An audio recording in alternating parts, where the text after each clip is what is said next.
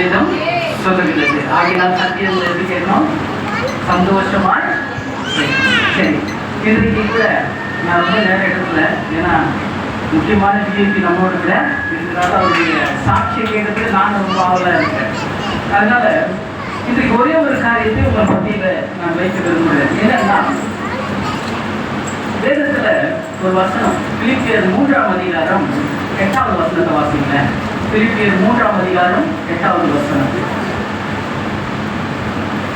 எடுத்தவர்கள் வாசிங்க. என் கர்த்தராகிய கிறிஸ்து இயேசுவை அறிகிற அறிவின் மேன்மைக்காக எல்லாவற்றையும்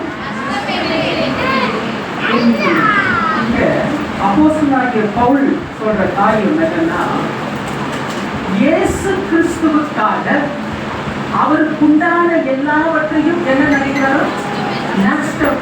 ஒரு பெரிய ஐஸ்வர்யவான் அப்போஸ்தலன் பவுல்ன்றவர் பெரிய ஐஸ்வர்யவான், பிரபலமானவர், நல்ல படிப்பறிவு உள்ளவர், ஒரு பெரிய இன்ஸ்டிடியூட்ல படிச்சவர். வேதத்தை கமாலியல்னு சொல்லக்கூடிய அந்த காலகட்டத்தில் ஒரு மிகப்பெரிய ஒரு வேத ஆராய்ச்சியாளர்களிடத்துல படித்தவர்.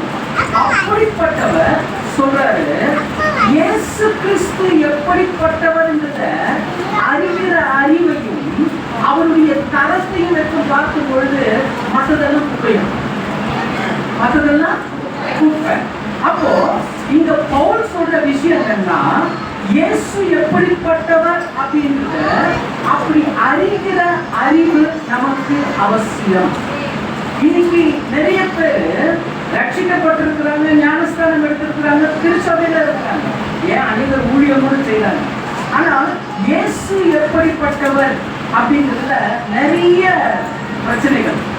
இன்னைக்கு தேவன் இருக்கிற இந்த நேரத்துல தம்முடைய குமாரனாகிய கிறிஸ்துவை பற்ற சில காரியங்களை நமக்கு விளக்கி காண்பிப்பாங்க. நம்ம தெய்வத்தை தேடுகிற ஒரு விதம் இருக்கு. எதுக்கு தேடுறோம்னா, இன்னைக்கு நல்லா இருக்கணும், எப்படி இன்னைக்கு நல்லா இருக்கணும், கிடைக்கணும், எல்லாம் நடக்கணும், இதுதான் கடவுள். கஷ்டப்படுறதுதான் இது யாரும் புரியுதா? இன்னைக்கு இப்படிதான் வாழ்க்கை போயிட்டு. ஆனா உண்மையிலே இவர் எப்படிப்பட்டவர், இயேசு என்கின்றவர் எப்படிப்பட்டவர் அப்படின்னு பார்க்கும்போது, இயேசு ரொம்ப நேசிச்ச ஒரு சீஷன் ஒருத்தர் இருக்கிறார். அவர் பேர் என்ன? யோவான். அப்போஸ்தலனாகிய யோவான். இவர்தான் இயேசுவுக்கு அன்பான சீடன்னு சொல்றாங்க. இயேசுவுக்கு ரொம்ப அன்பான சீடர். இவர் இந்த இயேசு எப்படிப்பட்டவர் அப்படின்றத ஒரு புத்தகத்தில் எழுதியிருக்கிறார். 1 யோவான், 2 யோவான், 3 யோவான், 4 யோவான். அந்த 1 யோவான் புத்தகத்தில் அந்த 5 அதிகாரத்துல இயேசுவை குறித்த ஒரு வெளிச்சம் கொடுக்கிறார். இந்த வெளிச்சம் எப்படி இருக்குதுன்னா, அந்த வசனம் இருக்குது பாருங்க, ரொம்ப அற்புதமா போட்டிருக்காங்க பைபிள். ஏன்னா 1 யோவான் 1ஆம் அதிகாரம் 1வது வசனம், 1 யோவான் 2ஆம் அதிகாரம் 2வது வசனம், 3ஆம் அதிகாரம் 3வது வசனம், 4ஆம் அதிகாரம் 4வது வசனம். புரியுதுங்களா? இன்னும் சுலபமா ஒரு வசனத்தை வச்சு அதுல இயேசுவை பற்றின வெளிச்சத்தை கொடுக்கணும்.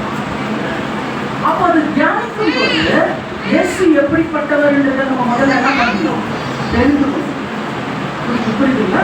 அது ரொம்ப முக்கியம். சரி, முதலாவது நாம் ஆராதிக்கிற அல்லது நாம் ஏற்றுக்கொண்டிருக்கிற இந்த இயேசு எப்படிப்பட்டவர் அப்படின்னு ஒரு கேள்வி கேட்டா, தேவன் கொடுக்கிற பதில் 1 யோவான் 1ஆம் அதிகாரம் 1வது வசனத்தை வாசிக்கிறோம். ஆதி முதல் இருந்ததும் நாங்கள் கேட்டதும் கண்டதும் நாங்கள் நோக்கி பார்த்ததும் தொட்டதுமாய் இருக்கிற இந்த இடத்துல நாங்கள் கண்டதும் தொட்டதும் கேட்டதுமாகிற யார பத்தி சொல்றாரு? இயேசுவை பத்தி சொல்றாரு. இயேசுவை இங்க என்னன்னு சொல்றாருங்க? ஜீவ வார்த்தை. முதல்ல எழுதிக்கீங்க. இயேசு எப்படிப்பட்டவர் என்றால், இயேசு ஜீவ வார்த்தை. ஏன் இந்த ஜீவ வார்த்தை அப்படின்னு இயேசுவை சொல்றாங்க அப்படின்னு பாத்தீங்கன்னா, நம்ம மனுஷனுடைய நிலையை பார்க்கணும். முதல்ல கடவுள் மனிதனை படைச்சார். யார் படைச்சார்? ஆதாமை படைத்தார். இந்த ஆதாம் படைக்கப்படும் பொழுது ஆதாமை எப்படி படைச்சார்னா அவருடைய தன்மையின் ரூபத்தையும் சாயலையும் கொடுத்தார். புரியுதுங்களா? ஆதாமை அப்படிதான் படைச்சார். இப்போ ஆதாமை படைக்கும் போது அவன் தேவனிடத்தில் நின்று பேசுகிறவனா இருந்தான். ஆனா தேவன் எப்படிப்பட்டவர்னா 1 தீமோத்தேயு 6:16 சொல்லுது, சேரக்கூடாத ஒளியிலே வாசம் செய்கிறவரும் மனுஷரில் கண்டிராதவரும் காணக்கூடாதவருமாகிய தெய்வத்தின் இடத்துல ஆதாம் என்ன பண்ணிருக்கிறாரு? பகல்ல குளிர்ச்சியான வேலையில பக்கத்துல நின்று பேசியிருக்கிறார். அப்போ ஆதாம் எப்படி படைக்கப்பட்டான் என்றால் தேவனுடைய மகிமை அவனுக்குள்ள இருந்தது.